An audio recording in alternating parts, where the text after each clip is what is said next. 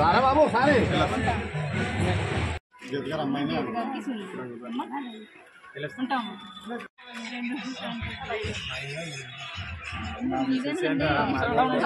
మీరు కూడా వచ్చి తిరిగి అందరిని అడిగి చేయించాలి. అడిగి చెప్తారు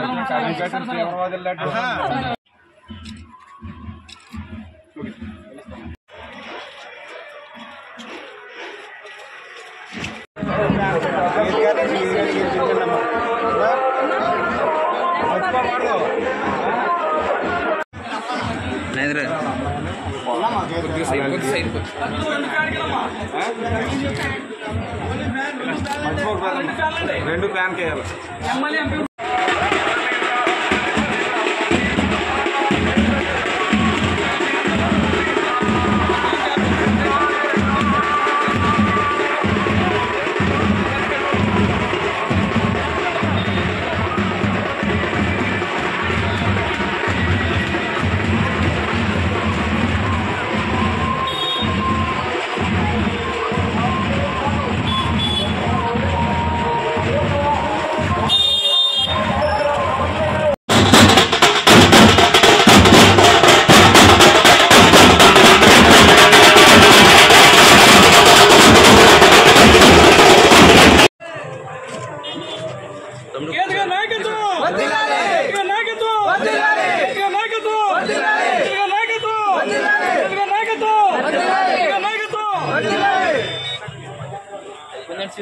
ఓకే సార్ ఓకే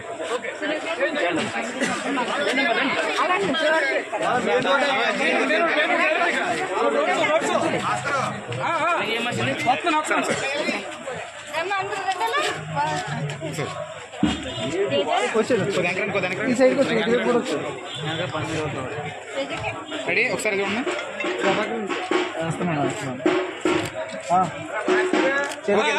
వాళ్ళ ముఖంలో మేము వస్తుంటే ఆనందాన్ని చూసి మాకు ఇంకా శక్తి వచ్చి ఇంకా ఆనందంగా ఇంకా ఉత్సాహంగా ఎన్నికల ప్రచారం నిర్వహిస్తున్నాం. ప్రజలందరూ కూడా చాలా తెలివైన వాళ్ళు, చాలా ఆలోచిస్తున్నారు.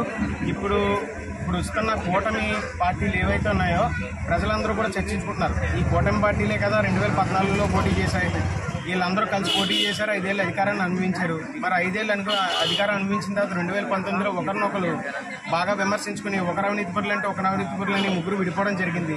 మళ్ళీ అదే 3 పార్టీలు ఇప్పుడు 24లో కూటమిగా పోటీ చేస్తూ ఒకరు మంచోళ్ళు అంటే ఒకరు మంచోళ్ళు, ఒకరు గొప్పలు అంటే ఒకరు గొప్పలు అనుకుంటే, అంటే వాళ్ళ అవసరాల కోసం ఒకరినొకరు మంచోళ్ళు అనుకుంటే ప్రజలు నమ్మాలి, ఒకరినొకరు చెడ్డోళ్ళు అనుకుంటే ప్రజలు చెడ్డోళ్ళని భావించాలి.